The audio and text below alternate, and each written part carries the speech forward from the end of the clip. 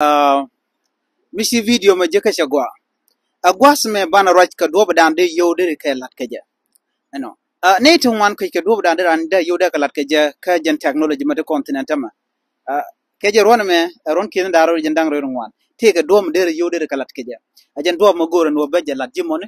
ko jin mo no ko jeno bi yo be ke jek. Goro no bi video ma be je ko je ko. Alat tin ba chumji ka ngwan de dong de je tek wa wan yam. Kenyam gore no jin bitiek karama let jo bitiek karama use technology jin chudwal ko brand bijetich ramengin manana lede ki ngai tandana le technology le rore kaja komu we kana chi jetich tele do mo bon yam kaja de jogono jin teyne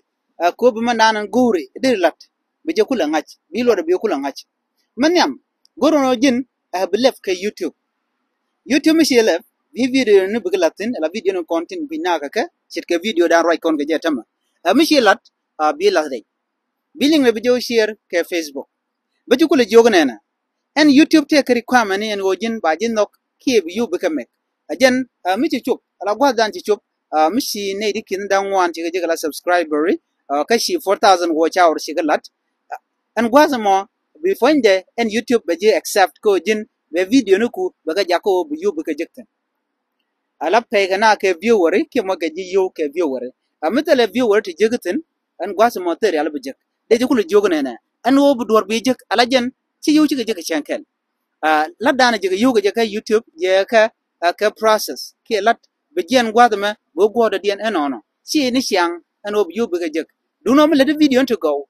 te ku berna te de na tik eno ba ka gor ke ba ka gwi kwele jognena shit kam la video men tama do dan dir yodu ke jega ke YouTube no de jognena gorno jin belef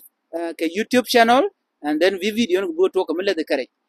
do dan bugla re ke je de jognena gorno jin bitij be kan ko e video ne ken nakamo e men dien de la do ko ba jen no ne tena ke ba gor ke je goron to english ni goron to kwai ni ke your audience ken kon ban guj kan ngane ke jen do mo ne je do dan ba yekulu gor ke je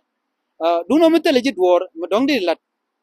men rodo gujen o jin a duobe dien a kie men dien nok loidi jamona kie men dien bi mo eno ban no na mala tete men do dien se goro no bilyak bilaten mishi lat la feli kie chi nyu chi kan on yam de kuli jogo na men yam ma ngach kan social media ti te yos ka tinen tama ga jan gwasame YouTube, Facebook, Twitter, TikTok, Instagram kan channel ko kien goto ko ba yu ba ka jekten jan do dan chwin mon toten de kuli jogo na kwankel ko bila de shur recommendation de shur la no jin lene YouTube ko YouTube che ka mu che ka Facebook meti wi mon dien ya use Facebook kana YouTube do no meti ka Africa gor no jin bi YouTube je use ko Facebook mo ka Africa kana lawo no jin ba yo ba jek ajen ma gor no de lare mo ko jin ba yo ba kamet tieng no rodu karam jek yo ajen do dan brial bi ko lo kwanga je mo ti ro ti karam jek yo tala do mo bi ka je no yo je ka wala cha ga jek no ala nyogba ano jin bu yut wan bu jek wa we ke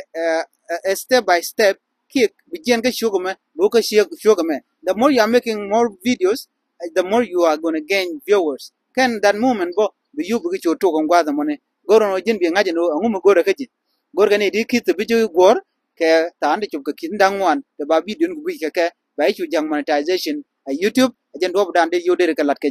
je ron kin daro wi jin dang ro ngwana me gorno jin bi subscribe kanywa kane de kokien miti ga tiej bo gorno bi lat pin gwasmo ya tikaman